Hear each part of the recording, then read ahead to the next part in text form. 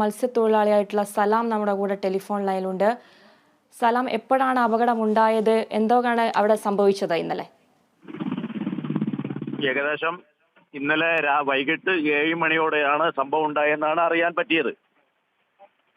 ഇന്നലെ നമ്മളെ ഈ വിനോദസഞ്ചാരത്തിനുള്ള ബോട്ട് യാത്രക്കാരെയും കയറ്റി പോയ ഉടൻ തന്നെ അത് തിരിച്ചു വരുന്ന സമയത്താണ് അത് അപകടത്തിൽപ്പെടുകയും ഏകദേശം നാടിനെ തന്നെ നടുക്കിയ ദുരന്തവും ഉണ്ടായിട്ടുള്ളത്.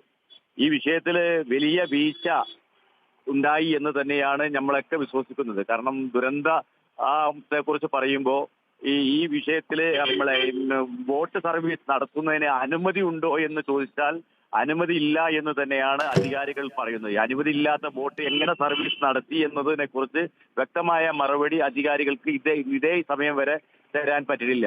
മാത്രമല്ല, ആകെ കയറ്റുന്ന ആളിനേക്കാൾ കൂടുതൽ ആൾക്കാരെ കയറ്റി ദുരന്തം വിളിച്ചു വരുത്തിയത് ആണെന്ന് തന്നെയാണ് വിശ്വസിക്കുന്നത്. മാത്രമല്ല, രക്ഷാപ്രവർത്തനത്തിന് മത്സ്യത്തൊഴിലാളികളാണ് രക്ഷാപ്രവർത്തനം നടത്തിയത്. നമുക്കറിയാം, ഈ ബോഡികളൊക്കെ നമ്മളെ ഹോസ്പിറ്റലിൽ കൊണ്ടുവന്നതിന് ശേഷം രക്ഷാപ്രവർത്തനം നടത്തിയ മത്സ്യത്തൊഴിലാളികൾ വലിയ ആൾക്കാർ 14ഓളം പേർക്ക് പരിക്കുകളോട് വിവിധ ആസ്പത്രികളിൽ ഉണ്ടെന്നാണ് നമ്മളെ അറിവ്.